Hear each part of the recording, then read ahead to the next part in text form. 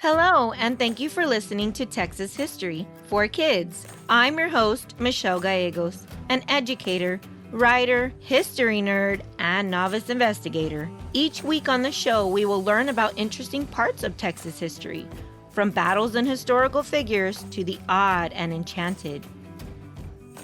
Welcome back to Texas History for Kids. This is episode number 80, and I'm your host, Michelle Gallegos. It's time for Zoe's Big question. Hey, Mom. Hey, Zoe. I noticed on the news that people are protesting for immigration. Yes, that's true. How do you feel about it? I don't know. Can I get in trouble for it? Yes and no. It depends on what they're doing during their protest. That's a great question, Zoe, and one that's important for Texas students and beyond to learn about.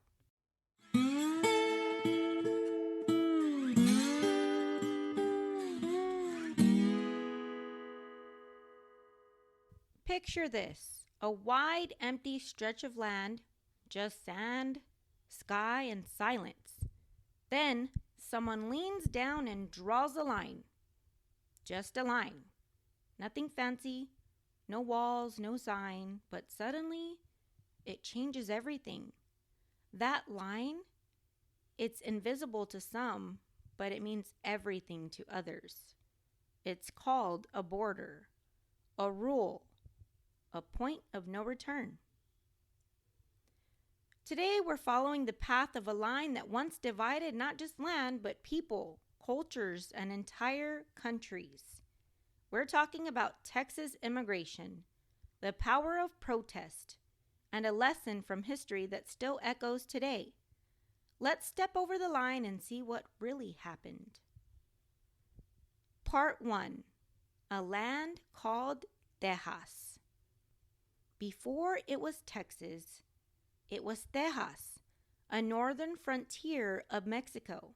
And before that, it wasn't Mexico at all. It was part of the Spanish Empire. Let's rewind the clock a little bit. Well, a lot. In 1519, Spanish explorers like Hernán Cortés arrived in the land we now call Mexico. They conquered the Aztec Empire and created a colony called New Spain. And guess what? That colony included Texas, even though it wasn't called Texas yet. For nearly 300 years, Spanish ruled over that land, the land we now know as Mexico and Texas. The Spanish had sent their settlers to this region and built missions, brought Catholicism, and claimed land through force and colonization. They brought their customs and took over land that already had its own inhabitants. This leads some to ask the question, are Mexicans today actually Spanish? Well, not exactly. Let's continue. The native people like the Comanche, the Caddo, and the Apache were already in Texas and Mexico when the Spanish arrived. They were not willing to give up their land without a fight, and so the fighting began, and generations later, the ancestors of those native tribes are still fighting today. Spanish wasn't introduced to Texas or Mexico or New Spain, or whatever you want to call it, until the Spanish colonized here. Before that, the language that was spoken was a mixture of native tribes. Now, culturally, modern Mexicans are influenced by Spanish language, their religion, and their customs. Ethnically, many are mestizo, descendants from Spanish colonizers and the indigenous people. But indigenous people never actually disappeared. There are still over 60 indigenous languages spoken in Mexico today. So long before Spain arrived, the region we now call Mexico was home to powerful native civilizations, including the Olmec, often called the mother culture of Mesoamerica. The Maya, known for their advanced math, writing, and astronomy skills, were also present. And there were a few others, the Zapotec, the Mixtec, and the Totonac. But most famously, the Aztec Empire, also called the Mejia, if you'd like to learn more about the Aztecs in Texas and Mexico, I talk a great deal about them in episode number 54. So the Aztecs controlled much of Central America when Hernan Cortez and the Spanish conquistadors arrived in 1519. So while the country of Mexico was born from Spanish colonization, the land itself has always belonged to the native people first. After years and years, the people who lived there became a mix of Spanish and indigenous heritage. We call this the mestizo culture. Then in 1821, after a long battle, Mexico won its independence from Spain. Technically, the country of Mexico just turned 200 years old in the year 2021. Now free, Mexico wanted to protect its northern frontier, and that's where Texas, or Texas, comes back into the picture. Mexico had a big problem with their newfound freedom. Too much land, not enough people, and not enough control. So they came up with a plan. Let's invite settlers from the United States in Mexico. We'll give them land. In return, they'll follow our laws and help us grow Texas.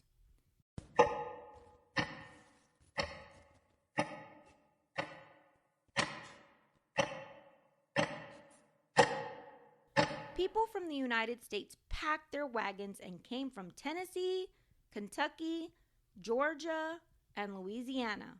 They were called Anglo-American settlers. In exchange for thousands of acres of Mexico, or Texas, through these free land grants, these Americans were supposed to denounce their American citizenship and become Mexican citizens. They required 3 things from these settlers.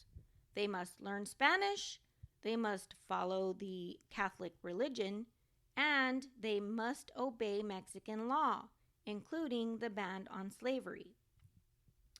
Now, did they follow those rules? Not really. Not everybody did. Instead, some of them practiced Protestant religion, brought enslaved people even though it was illegal, and lived as if they were still in the United States. So to the Mexican government, it felt like the settlers were saying, thanks for the land, but we'll still do things our own way. Uh-oh. Cue the tension.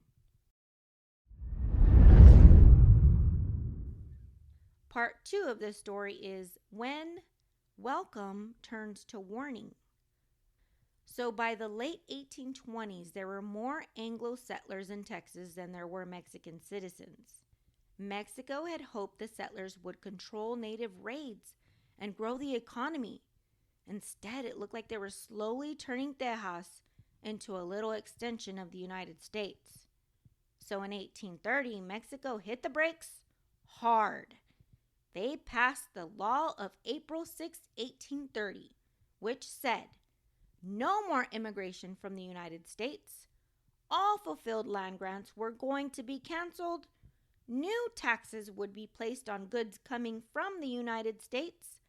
And Mexican soldiers would now patrol Texas more closely. So to many of the settlers, this felt like downright betrayal. Wait, we followed you here, we helped you gain control of your land from the Native Americans, and now you're locking the gate behind us? So tensions exploded. Some settlers ignored the laws and smuggled people in anyway. Others started organizing secret resistance. And some just got angrier and louder about wanting their own rules and their own leaders. Meanwhile, the Tejanos, the Mexican Texans, were caught in the middle. Some supported the Mexican government. Others were frustrated by the laws and wanted more freedom. So by 1835, Mexico was still a new country. Things had boiled over. Skirmishes broke out. Leaders were arrested. Rebellions began. And then the Texas Revolution started. And in 1836, settlers alongside some Tejanos declared their independence from Mexico. and created the Republic of Texas. But today's episode is not about the Texas Revolution, guys. Rather, it's about what's happening in towns all across the United States, but especially in the South. Now let's move forward to today, part 3. People are still crossing invisible lines, borders, looking for safety, opportunity, and freedom, just like those settlers once did. But here's the twist. Now, some of those people trying to get into Texas are coming from Mexico. Wild, right? Only this time the United States and Texas governments are saying, follow our rules or don't come in. Does that sound familiar? It is. And just like in the 1830s, not everyone agrees. I want you to start thinking about it this way. I'm not taking sides because I feel everyone has a choice of their opinion. I think it's important for opinions to exist, and that's why you'll find my podcast includes resources with debate questions. Formulate your opinions and speak them out loud. Talk with your friends and family. We are given the constitutional right in America to the freedom of speech. I want to explain a little bit about what's happening in our country right now. Okay, so let's say someone shows up at your house. You don't know them, but they walk right in. Then another person comes along. Then 10 more. Then hundreds of people. And before long, they're using your kitchen, your bathroom, your Wi-Fi. You want help, but there's only so much pizza and couch space to go around. That's kind of like what's happening when immigration rules aren't followed on a national level. In the United States, there are laws about who can enter the country. Some people come with visas, which means they can be here for only a certain period of time. Some come to the United States asking for asylum because the country they live in is experiencing turmoil and they're looking for somewhere safe to stay. Some go through long legal processes to become legal citizens of the United States of America, but others cross the border illegally without those steps. Now imagine thousands of people coming across the border each week. This puts pressure on housing, like where are they going to live? Sometimes they come not even knowing where they're going to be. They don't have family here. They just come across hoping somebody's going to help them.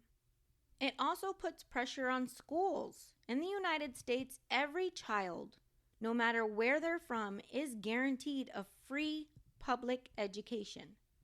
That's pretty amazing, guys. That's a right that a lot of us take for granted.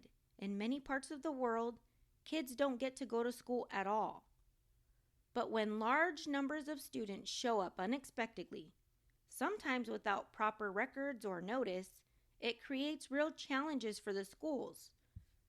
Suddenly, a classroom meant for 20 kids might have 30. Teachers have to do more with less. Schools scramble to hire staff, and everyone feels the pressure. Plus, if those new students weren't counted in the United States Census, which is basically an official population tracker, then schools don't get the funding they need to support them. That means there might not be enough supplies, there probably won't be enough teachers, and definitely won't have enough support for the kids that are already there. It's not about wanting to help, it's about being prepared to help the right way. Hospitals feel the pressure too, just like the schools.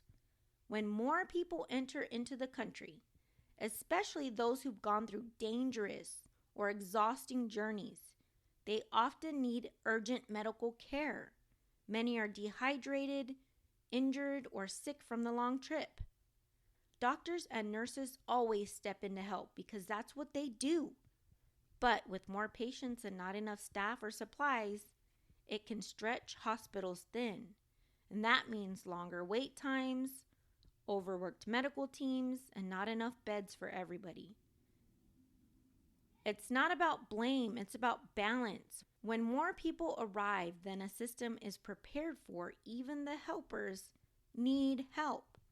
When more people enter a country, that means more mouths to feed. There's more water being used. And where are these water sources coming from? And we're not just talking about snacks and juice boxes here, guys. We're talking about real food, grocery stores, farms, clean drinking water, and public utilities. Things that help millions of people every day. If more people start using those resources faster than we can supply them, it can lead to empty shelves, higher food prices, water shortages, and big pressure on farms and cities. It doesn't mean anyone is bad for needing food. It means the system has to keep up. And that's not always easy when numbers grow quickly and unexpectedly. So even something as simple as a sandwich or a glass of water becomes part of a bigger picture. Local cities and states may not have the resources or the systems ready to help many people at one time. Even people who want to help can feel overwhelmed or even unsafe. That's when the arguments start to begin between people who say we should care for everybody regardless, and the people who say, but we can't take care of everyone all at once. So what happens next? Well, often people protest. Some shout in the streets. Some carry flags, American, Mexican, or both. And while peaceful protest is a protected right in the United States, violence is not. When protests become riots, when property is damaged or people are hurt, the message gets lost. Sometimes the protester organizers attract people who are wanting to just cause havoc and truly don't care about the message they're sending. Instead of people listening, they start running away. And the real problem, the broken immigration system, doesn't get fixed. Let's meet some heroes who used protest wisely. Cesar Chavez and Dolores Huerta are two people that I discussed in earlier podcasts. They fought for the rights of farm workers. And how did they do it? Well, they marched with signs and pictures of things their people were enduring. They showed rather than shouted. They fasted. What does that mean? Okay, this one might sound a bit strange, but why would someone go without food on purpose? It's called a hunger strike or fasting in protest, and it's one of the most powerful forms of nonviolent resistance. And here's how it works. A person or a group refuses to eat to show that something is deeply unfair or broken. They're not trying to hurt others. They're showing their own sacrifices to get attention. Fasting is powerful because it shows deep commitment. It draws public attention and media coverage in a non-violent way. It puts pressure on leaders without violence. It reminds everyone we are willing to suffer, but we will not be silent. Cesar Chavez once fasted to protest the treatment of farm workers. Actually, it wasn't just one time, it was many times. He said, if you truly want to make a difference, you must be willing to suffer for justice, but never hurt others in the process. Fasting doesn't force people to agree with you, but it forces them to pay attention. By doing these things, Cesar Chavez and Dolores Huerta stayed peaceful and they changed laws. Lastly, I don't think that we can discuss protesting without talking about Dr. Martin Luther King Jr. He didn't fight with fists, he fought with words, marches, and dreams. Dr. Martin Luther King's speeches are known around the world, not because they were loud, but because they were powerful. He spoke with hope, not hate. He didn't point fingers, he offered solutions. And the way he spoke, it was almost musical. His words rose and fell like a song, carrying a message that stuck in people's hearts. And because of that, he changed the world. He helped end segregation by making it illegal to separate people by their race in schools, buses, and public places. Because of him, the Voting Rights Act of 1965 was passed, which protected the rights for African Americans to vote, especially in the South. He proved peaceful protest works by making people stop, listen, and act. And most importantly, he changed hearts, not just laws. These three individuals understood something powerful. Peaceful protest isn't weakness, it's strategy. It's important to show unity in the power of community. When one person speaks up, it might be seen as just a complaint. When a few people raise concerns, a few ears might start to listen. But when a whole community stands together, loud, clear, and peaceful, change becomes possible. Because when voices come together with purpose, they're harder to ignore and impossible to forget. So let's go back to that invisible line, the one that was drawn in the sand many years ago. At first, it was just a mark, easy to step over. But when people argued over it, defended it, ignored it, or fought over it, that invisible line started to shape the world. In Texas history, it became the line between Mexico and Texas, or Texas. In protests, it's the line between free speech and harm. And in our own lives, it's the line between standing up and tearing down. Whether you're crossing into a new country, raising your voice in a crowd, or choosing how to use your freedom, the question remains: are you using your voice to help or to hurt? Invisible lines can divide us, but they can also teach us where we stand and who we want to be. Before I end today's episode, I'd like to ask, would you like to have the tools to create real change? Because if you want to change the rules, you've got to know the rules before you can change them first.